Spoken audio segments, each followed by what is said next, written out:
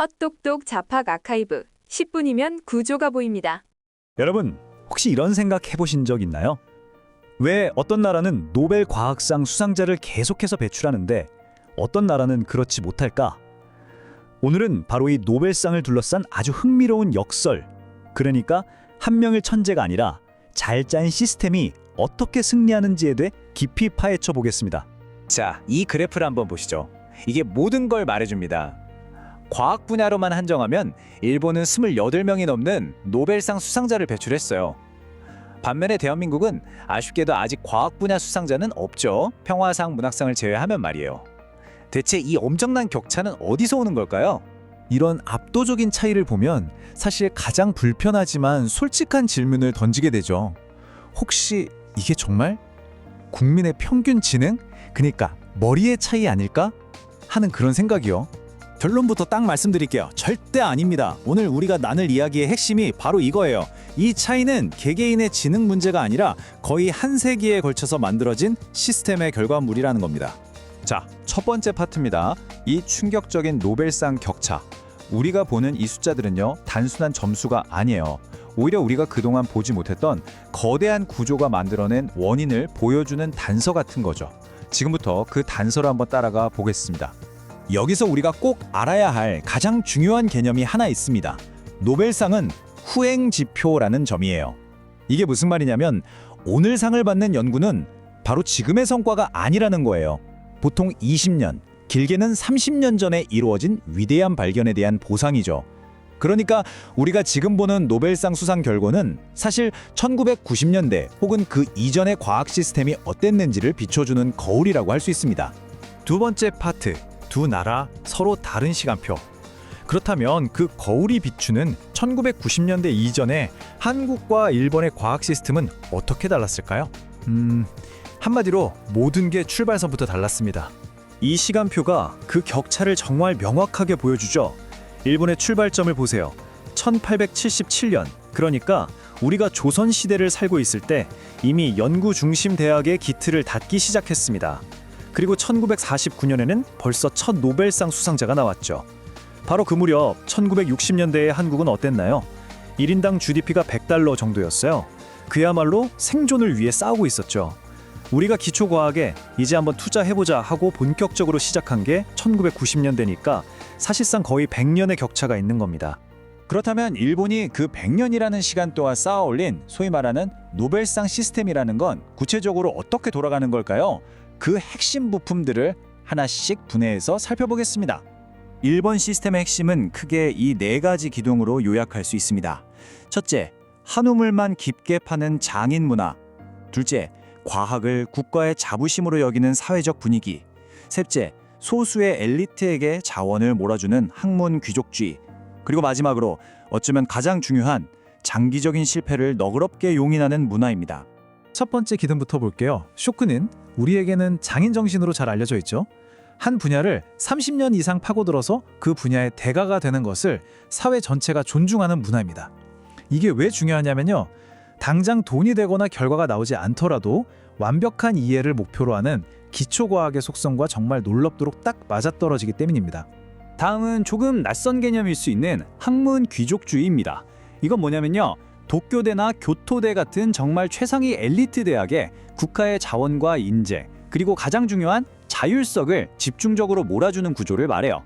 덕분에 이 대학의 소수 연구자들은 단기적인 성과 압박에서 완전히 벗어나서 수십 년 동안 오직 하나의 주제에만 몰두할 수 있는 그런 특별한 환경을 보장받게 되는 거죠. 자, 그렇다면 이 시스템이 어떻게 실패를 견뎌내는지 보여주는 완벽한 사례가 있습니다. 바로 청색 LED 개발로 노벨상을 받은 아카사키 이사무 교수의 이야기인데요. 이분의 연구 여정은 무려 20년이 넘게 걸렸습니다. 그가 청색 LED 연구를 처음 시작했을 때 주변의 평가는 정말 냉혹했습니다. 수년 동안이나 산업적으로는 전혀 쓸모없는 연구라는 비판을 들어야 했죠. 당장 이걸로 돈을 벌 수 있는 방법이 전혀 보이지 않았거든요. 하지만 그 결과는 어땠을까요? 수십 년간 쓸모없다고 비난받던 바로 그 연구가 2014년에 과학계 최고의 영예인 노벨 물리학상으로 돌아왔습니다.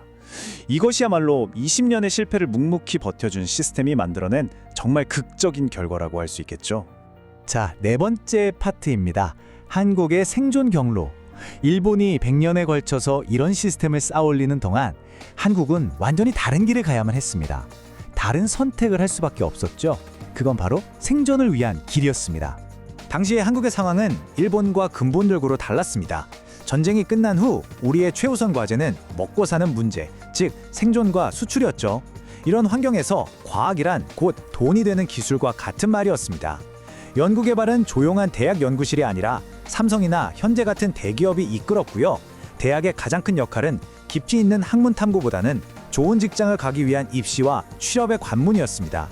그러니 자연스럽게 모든 평가 시스템이 단기적인 성과를 요구할 수밖에 없었던 겁니다. 이 비교표가 두 시스템의 차이를 정말 극명하게 보여줍니다. 자, 여러분이 교수라고 한번 상상해 보세요. 한쪽에서는 3년에서 5년 안에 최대한 많은 논문을 써내야 다음 연구비를 따낼 수 있는 말 그대로 속도전을 치러야 합니다. 그런데 다른 한쪽에서는 논문의 숫자보다는 그 아이디어가 얼마나 독창적인지, 그리고 얼마나 장기적으로 학계에 영향을 미칠지를 평가받으면서 자율성을 보장받죠. 이건 완전히 다른 규칙을 가진 전혀 다른 게임인 셈입니다. 하지만 과거와 현재에만 머물러 있을 수는 없겠죠.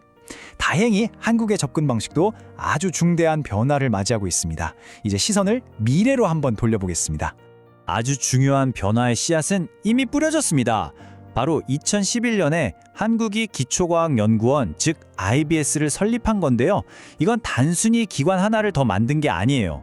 단기 성과주의에서 벗어나서 실패할 가능성이 높더라도 장기적인 기초과학 연구에 국가가 본격적으로 투자하겠다는 아주 명확한 선언이었던 거죠.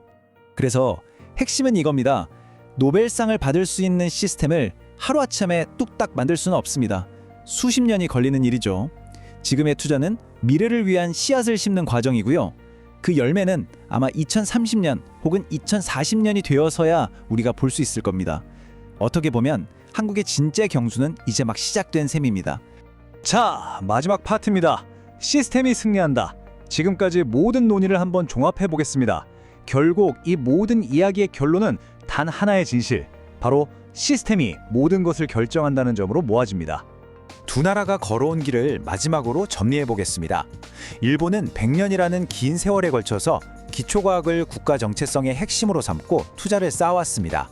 반면에 한국은 생존을 위해서 응용기술에 집중하는 당시로서는 가장 합리적이고 현명한 전략적 선택을 했습니다. 두 길이 달랐을 뿐 어느 한쪽이 뚫린 길은 아니었던 거죠. 이 문장이 오늘 이야기의 모든 것을 요약해 줍니다. 노벨상은 단순히 국민들이 똑똑한 나라가 받는 상이 아닙니다. 그것은 한 세기라는 아주 긴 시간 동안 수많은 실패를 참고 견디면서 묵묵히 지식을 쌓아올린 나라에게 주어지는 시스템의 결과물인 것입니다. 그래서 우리는 이제 하나의 선택의 기로에 서 있습니다. 현재처럼 세계적인 기술 강국, 응용 기술의 강자 자리에 만족하며 머무를 것인가? 아니면 여기서 한 걸음 더 나아가서 세상의 근본적인 이론을 바꾸고 새로운 지식의 지평을 여는 국가가 될 것인가? 이 질문은 비단 한국뿐만 아니라 미래를 준비하는 모든 나라에게 던져진 아주 중요한 질문일 겁니다.